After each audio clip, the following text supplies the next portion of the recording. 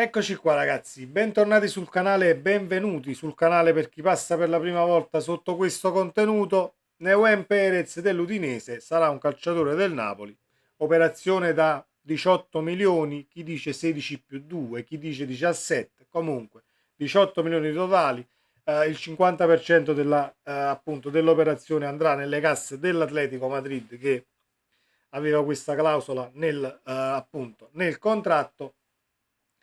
A noi interessa relativamente poco a chi vanno i soldi, il calciatore sarà del Napoli e abbiamo anche il difensore centrale.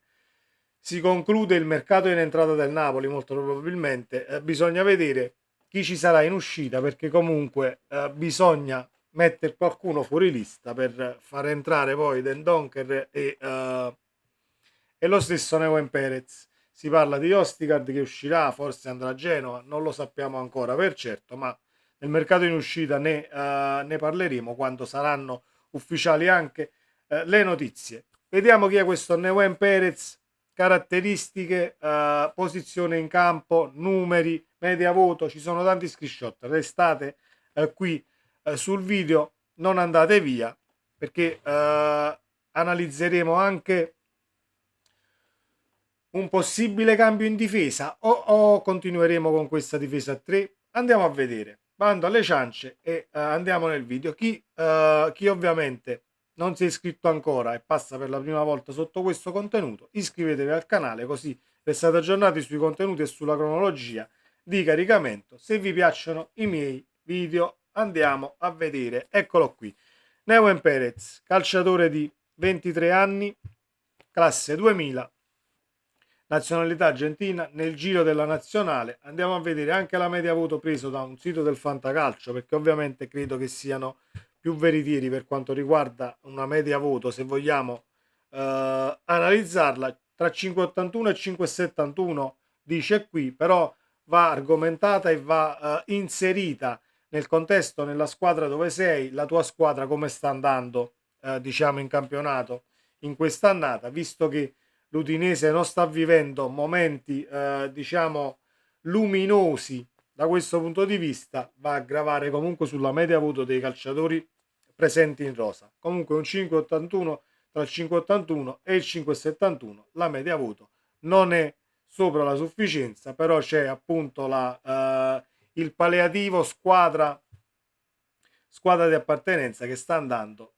poco bene. Posizione in campo è questa, da centrale e da terzino destro. Dichiarazioni dello stesso calciatore e chi lo ha allenato anche in passato lo definisce un numero 2, quindi un laterale destro diciamo di una difesa a 3, un terzino destro in una difesa schierata a 4. Andiamo avanti. Le ha giocate praticamente tutte da inizio anno, 21 presenze con 4 cartellini e un assist.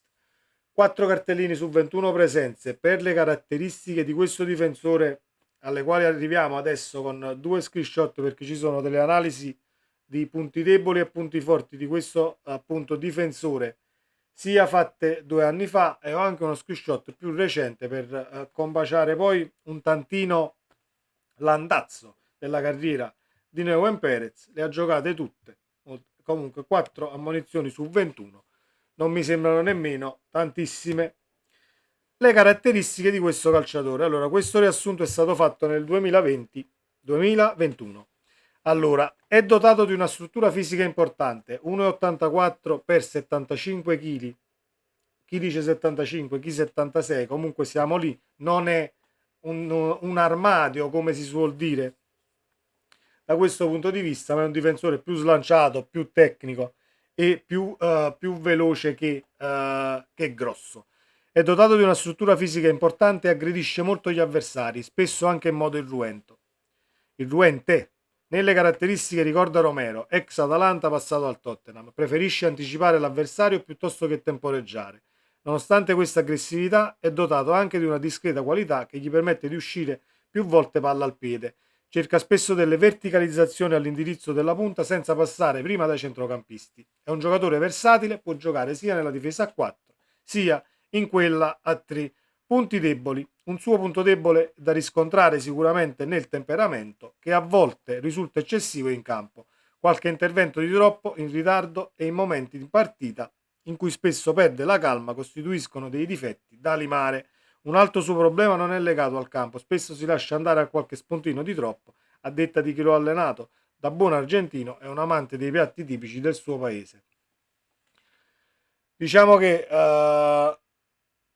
il lato del temperamento molto probabilmente qualcosina è stata limata perché questa disamina è di 2 anni fa, però può darsi che sia una mezza testa calda, ma troverà pane per i suoi denti con Mazzarri in panchina e mi auguro che non perda la testa a Napoli perché poi sono sempre pronti con il cartellino dal taschino, quindi diciamo che deve analizzare anche un tantino il contesto di dove viene a giocare perché non è molto semplice da questo punto di vista. C'è l'altro pensiero riassunto, chiamiamolo così, più recente questa, che più o meno sono le stesse cose, però le leggiamo per un fattore cronologico nel tempo. Ecco, difensore centrale di piede destro, arcigno e veloce che gioca perfettamente su entrambi i lati di una difesa a 3.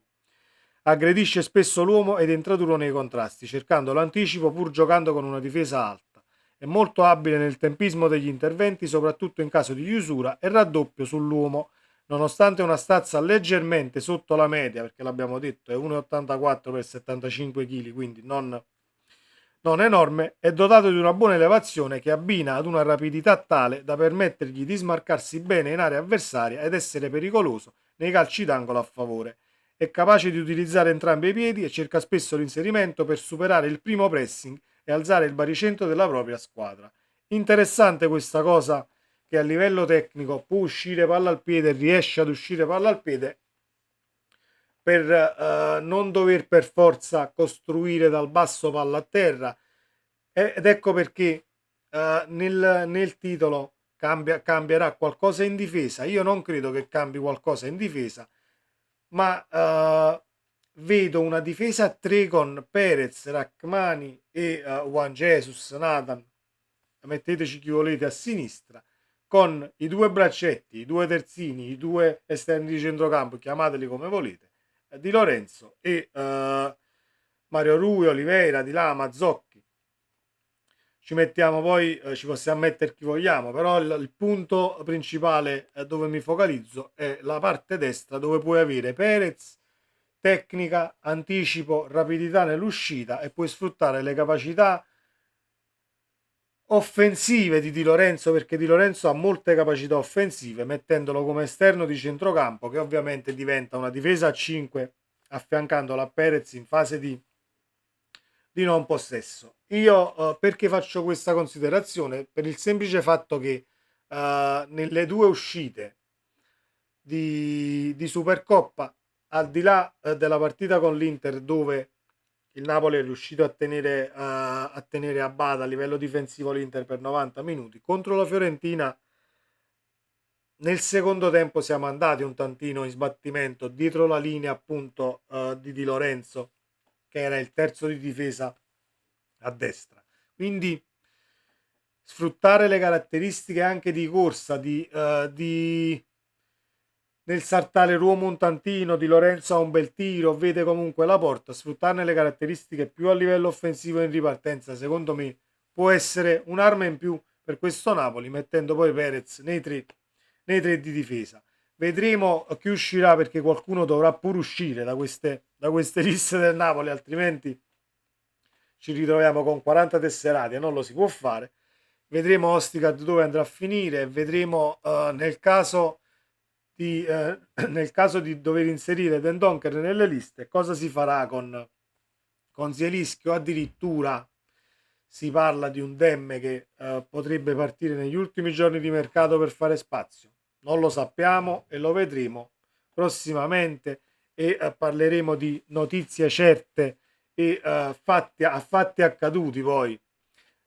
Perez non è che è un fatto accaduto adesso mentre sto parlando, ma a quanto si legge arriverà l'ufficialità a brevissimo ed ecco perché abbiamo visto le caratteristiche, prendiamo informazioni e ci rendiamo conto di chi abbiamo comprato e dove lo possiamo collocare in squadra. Fatemi sapere la vostra nei commenti, ragazzi, se vi piace questo acquisto.